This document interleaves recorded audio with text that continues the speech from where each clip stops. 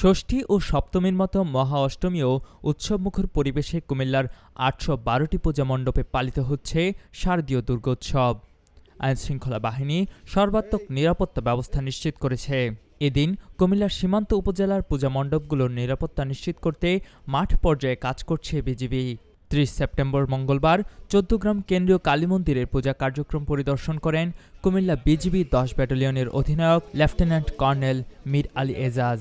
তিনি বলেন, কুমিল্লা সীমান্তবর্তী মণ্ডপ ও মন্দিরে সনাতন ধর্মের মানুষ যাতে নির্বিঘ্নে পূজা উদযাপন করতে পারেন সে লক্ষ্যে বিজিবি সর্বাত্মক নিরাপত্তা দিচ্ছে। বর্ডার গার্ড বাংলাদেশ এবছর এই শারদীয় দুর্গা উৎসব উপলক্ষে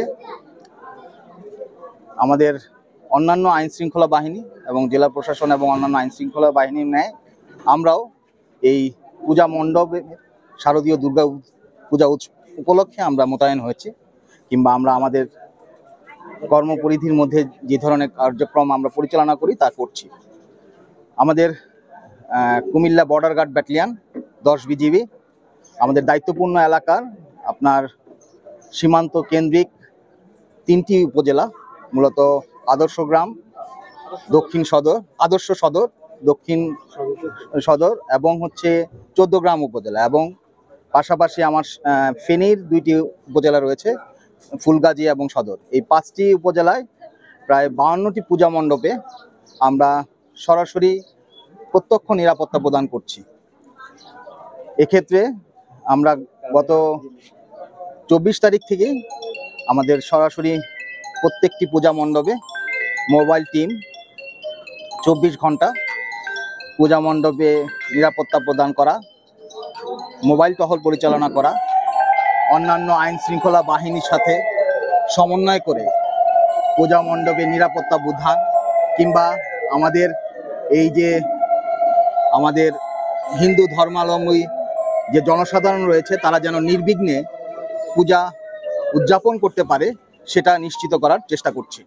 পাশাপাশি সীমান্তে চোরাচালান প্রতিরোধ, ভারতে ইলিশ পাচার রোধ সহ দুর্গোৎসব ঘিরে যে কোনো অপরাধ দমনে কাজ করছে বিজিবি। এই ধরনের একটা সম্ভাবনা থাকে, শুধুমাত্র ইলিশ নয়, বিভিন্ন ধরনের মাদক, চোরাচালান দ্রব্য এগুলো পাচার হওয়ার একটা সম্ভাবনা তৈরি হয়।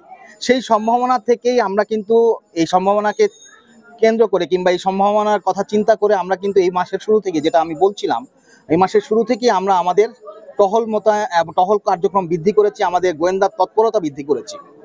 কিন্তু এই যে ইলিশ পাচার কেন্দ্রিক যে ধরনের একটা সংবাদ প্রচারিত হয়েছে যে 10টা কিংবা কোনো জায়গায় 16টা পয়েন্ট দিয়ে প্রচুর পরিমাণে ইলিশ পাচার হচ্ছে, এই ধরনের আসলে আমাদের কাছে এখন পর্যন্ত কোনো তথ্য নাই। সত্যিকার অর্থে এই ধরনের একটা সম্ভাবনা থাকে, বাট আমি আশা করব, আপনাদের মাধ্যমে আমি আশা করব যে আপনারা তথ্য নির্ভর এবং বস্তুনিষ্ঠ যে সংবাদ সংগ্রহ করার চেষ্টা করবেন। কেননা এই ধরনের যদি সংবাদ এমনভাবে ঢালাওভাবে প্রচার হয় তাহলে একটা গুজব ছড়ানোর কিন্তু একটা সম্ভাবনা থাকে, বিকজ আমাদের কাছে এখন পর্যন্ত এই ধরনের কোনো তথ্য নেই যে ইলিশ পাচার হচ্ছে। কুমিল্লার কাগজ, নিউজ ডেস্ক।